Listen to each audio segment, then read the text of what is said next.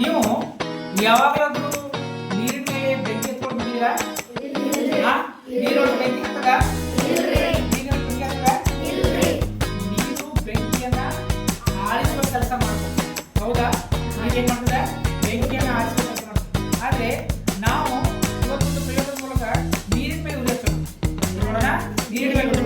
ಅದಕ್ಕೆ ನೀವು ಹುಡುಗಿಯರು ನಿಮ್ಮ ಉಗುರುಗಳು ಚೆಂದ ಕಾಣ್ಬೇಕಂತ ಹಚ್ಕೋತಿರಲಿಲ್ಲ. ಏನದು? Nail polish.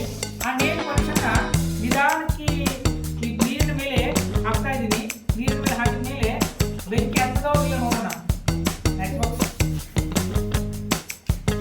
ನೋಡ್ರಿ, ಬೆಂಕಿ ಹತ್ತದೋ ಇಲ್ಲ ನೋಡೋಣ. ನೋಡೋಣ ನೋಡ್ರಿ, ನೀರಿನ ಮೇಲೆ ಉರಿ ಹತ್ತದ? ಹತ್ತಿದೆಯಾ? ನೋಡ್ರಿ,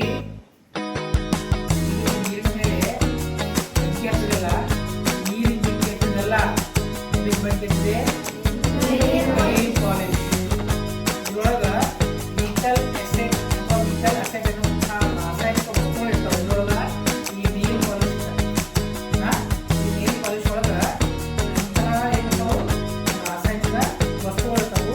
ಆ ರಾಸಾಯನಿಕ ವಸ್ತುಗಳಿಗೆ ಉರಿ ಹತ್ತದ ಹೊರತು ನೀರಿಗೆ ಬೆಂಕಿ ಹತ್ತೋದಿಲ್ಲ.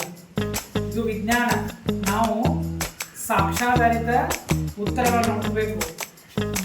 ನಾನು ಉರಿ ಹಚ್ಚಿದ ತಕ್ಷಣ ರಘು ಸರ್ಗಳು ಏನೋ ಮ್ಯಾಜಿಕ್ ಮಾಡ್ತಾರಂತಲ್ಲ. ಆ ಉರಿ ಹಚ್ಚಲಿಕ್ಕೆ ಏನು ಕಾರಣ? ಇದರಲ್ಲಿರುವಂತಹ ರಾಸಾಯನಿಕಗಳು. ನೀವು ಇದನ್ನು ನೀರಿಗೆ ಹಾಕಿದಾಗ ಅದು ನೀರಿನ ಗಾಳಕ್ಕೆ ಹೋಗೋದಿಲ್ಲ, ನೀರಿನ ಆಳಕ್ಕೆ ಹೋಗೋದಿಲ್ಲ. ಅದು ನೀರಿನ ಮೇಲೆ ತೇಲ್ತಾ ಇರುತ್ತೆ. ನೀರನ್ನ ಸೇರ್ಕೊಳ್ಳೋದಿಲ್ಲ. ಅದು ಯಾವುದು? ಈ ನೇಲ್ ಪಾಲಿಶ್ ನೀರನ್ನ ಸೇರ್ಕೊಳ್ಳೋದಿಲ್ಲ, ನೀರಿನ ಮೇಲೆ ತೇಲ್ತಾ ಇರ್ತದೆ.